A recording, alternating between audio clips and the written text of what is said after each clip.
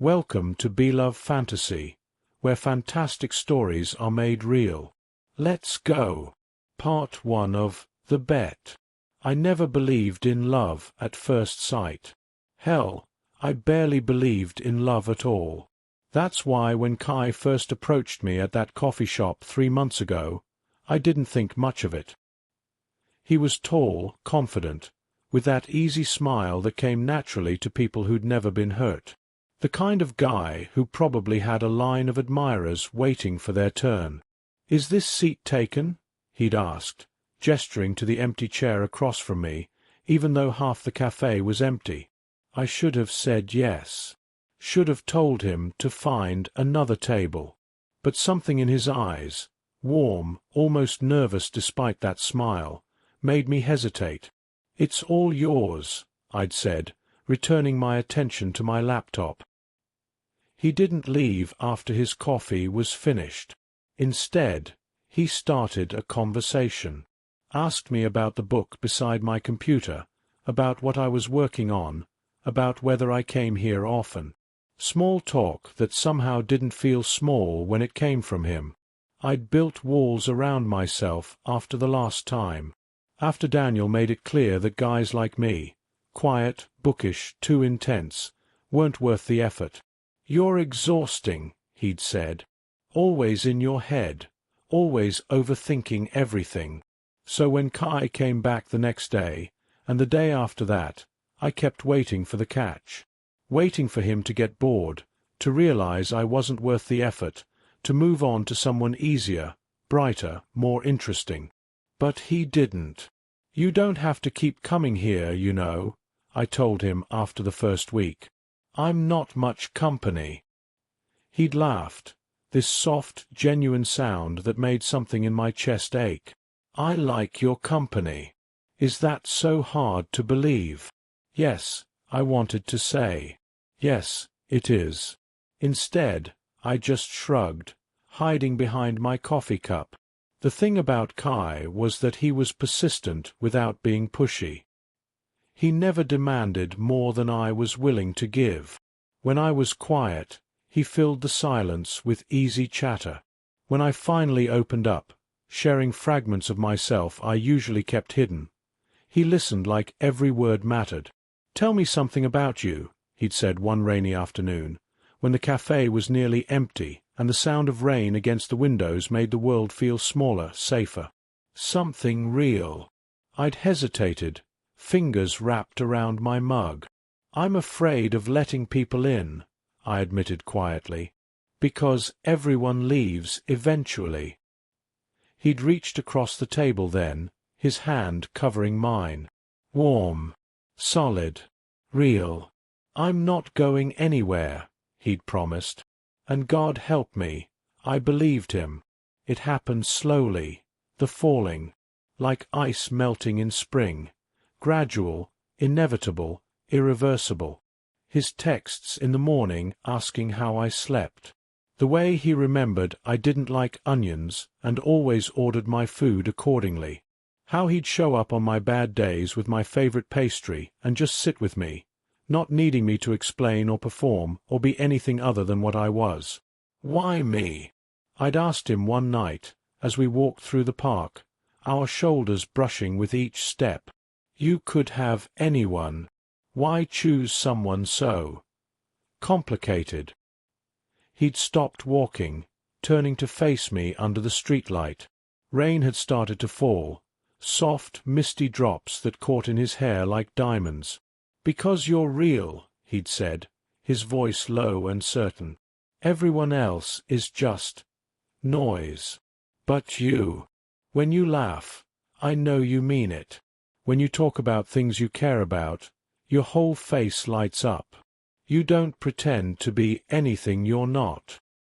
He'd reached up, brushing a raindrop from my cheek. "That's rare. You're rare." I'd kissed him then, right there in the rain, with my heart pounding so hard I thought it might break through my ribs. His lips were soft, tasting like coffee and promises, and when his arms wrapped around me, I felt like maybe, just maybe, I could be someone worth loving. "I love you," he'd whispered against my mouth, and I felt those words sink into my skin, my bones, my blood. "I love you too," I'd whispered back, and meant it with every fractured piece of my heart. The next 2 months were the happiest of my life.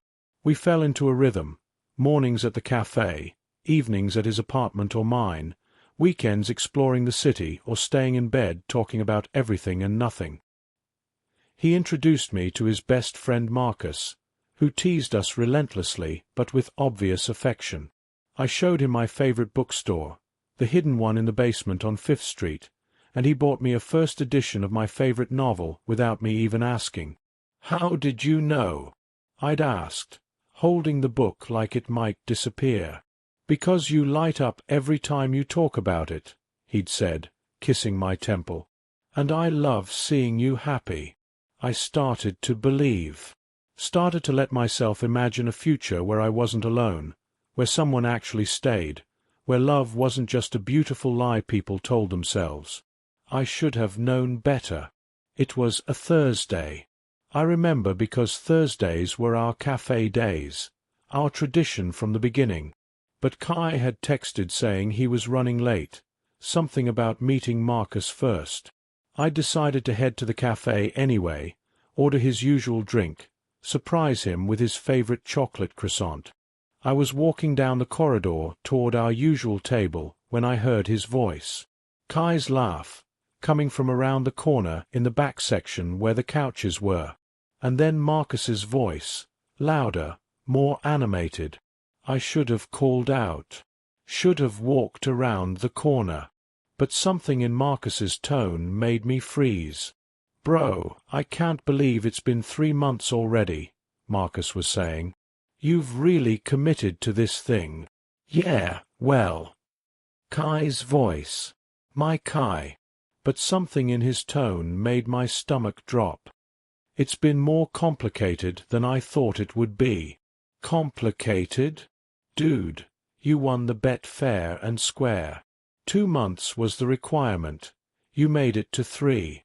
We all thought you'd bail after 2 weeks, honestly. He's not exactly your usual type. Bet. The word echoed in my skull like a gunshot. "Marcus." Kai's voice held a warning, but Marcus laughed, oblivious. "Come on, don't tell me you've actually caught feelings. It was $500, man. Easy money.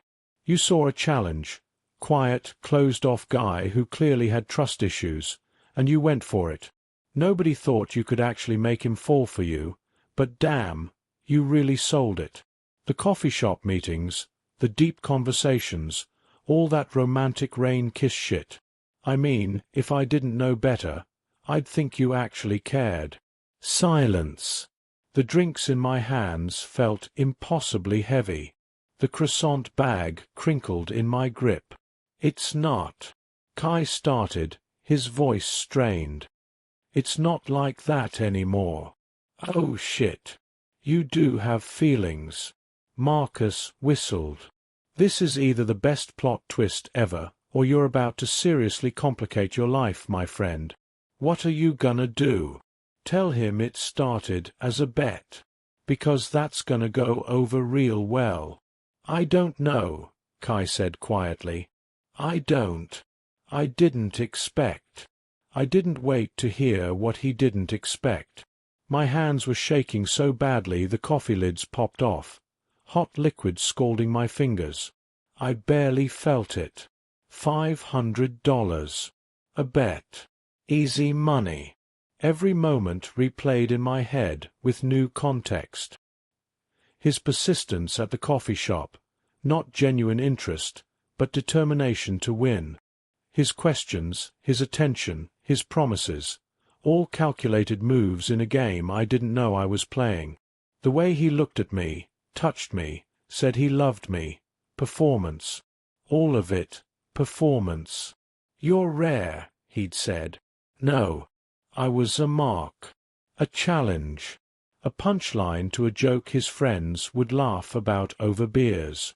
I set the drinks down on a nearby table with exaggerated care, my movements mechanical. the croissant bag I dropped in the trash. Then I turned and walked toward the exit, each step measured, controlled. I would not run, would not cry, would not give him, the satisfaction of seeing me break. My phone buzzed before I made it outside. Kai. Almost there. 5 minutes. Miss you, Red Heart. My fingers hovered over the keyboard.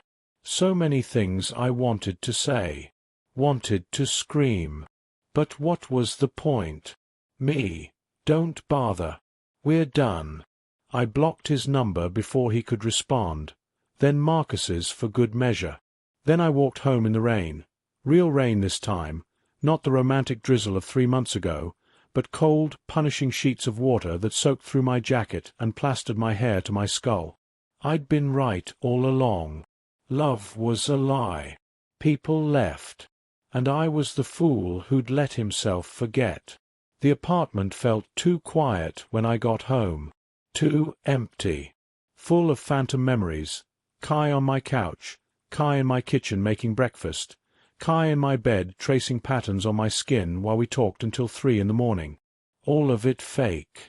All of it worthless. My phone started ringing. A new number. He must have borrowed someone's phone. Then another new number. Then another. I turned my phone off entirely. For 3 days, I existed in a fog. Called in sick to work. Ignored the knocking on my door. His voice calling my name, pleading, desperate. I almost answered. Almost let him explain. Let him weave more pretty lies. Let myself believe whatever story he'd concocted to smooth this over. But I'd heard the truth. Heard it in his own words, in that moment when he didn't know I was listening. That was the real Kai. Everything else was just good acting. On the 4th day, I finally checked my phone. 27 missed calls. 34 texts. A voicemail box so full it wouldn't accept any more messages. I deleted them all without listening or reading. What could he possibly say that would change anything? But late at night, when I couldn't sleep, my treacherous mind played his voice anyway. "I love you," he'd said in the rain. Had any part of it been real? Had there been even a moment when I was more than a bet to him? Or was I really that pathetic, so desperate for love that I'd fallen for a performance, mistaken acting for genuine emotion? The worst part wasn't the betrayal. It was how completely he'd convinced me. How thoroughly he'd dismantled every defense I'd spent years building. How I'd given him pieces of myself I'd never shared with anyone, trusted him with my fears and hopes and broken parts, believed him when he said I was worth it. I wasn't worth it. I was worth $500 and 3 months of his time. 2 weeks later, I returned to the cafe. Not our cafe. I couldn't bear that, but a new one across town. I needed to reclaim some sense of normalcy, to prove to myself that I could exist in the world without falling apart. I was waiting for my order when I heard his voice behind me. "Please. Just 5 minutes." I didn't turn around. "There's nothing to say." "There's everything to say." His voice was ragged, desperate. Nothing like the confident, easy charm from before. "I know what you heard. I know how it sounded. But please, just let me explain." "Explain what?" I finally turned to face him. He looked terrible. Dark circles under his eyes, hair disheveled, a haunted expression that might have moved me once. That it started as a bet. I heard that part clearly. That your friends dared you to make me fall for you. That I was a challenge, an easy target with trust issues you could exploit for entertainment and money. "It did start that way," he admitted, and even though I knew it, hearing him confirm it felt like a knife between my ribs. "But that's not." $500, I said quietly. "That's what I was worth to you. $500 and bragging rights." No, he said fiercely. That's what you were worth to me when I was an idiot who didn't know any better. Before I knew you. Before I... His voice cracked. Everything I felt, everything we had, that was real. I know I started this for the wrong reasons, but somewhere along the way, it stopped being a bet and started being the most real thing in my life. How convenient, I said, my voice ice. You fell in love for real right around the time you won the bet. What amazing timing. I fell in love with you the day you told me about your favorite book, he said desperately. Week 2. I knew then that I'd made a terrible mistake, that I'd started something I couldn't control.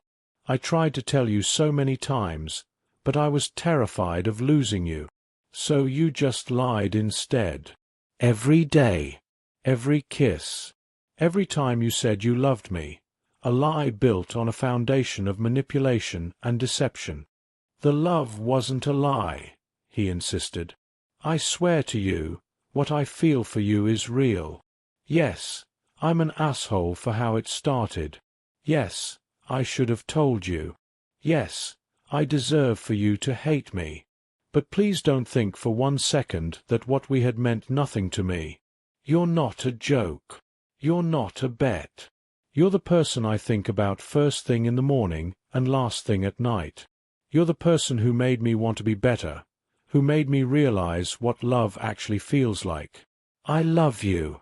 Not because of any bet, not because I have anything to prove, because you're you, and I've never felt this way about anyone.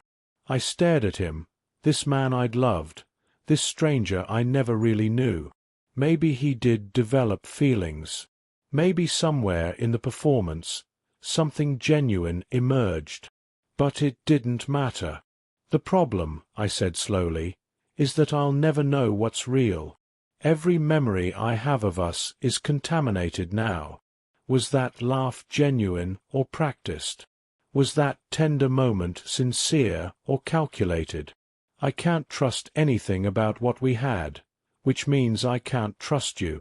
So what, that's it. His voice broke. 3 months of real love, and it was real, I don't care what you think. Just erased because of how it started? You erased it, I said quietly. The moment you made me a bet. The moment you decided I was someone to be conquered rather than someone to be loved. I was different then. I didn't know. And I'm different now, I interrupted. I don't let people in easily, Kai. You knew that. You used that. And now. I shook my head. Now I'm back where I started, except the walls are higher and the locks are stronger. Congratulations. I hope the $500 was worth it.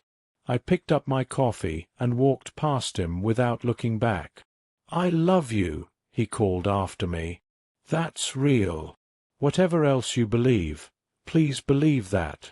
I didn't answer, didn't turn around, just pushed through the door into the cold morning air. But late that night, alone in my apartment, I let myself wonder if people could change, if intentions mattered less than actions, if a love born from dishonest beginnings could somehow transform into something genuine. And I wondered if I just walked away from something real because I was too afraid to risk being hurt again, or if I'd done exactly what I needed to do, chosen myself, protected myself, refused to accept less than I deserved. His words haunted me. I love you. That's real. Maybe it was. Maybe it wasn't. Maybe I'd never know for sure. And maybe that was the cruelest part of all.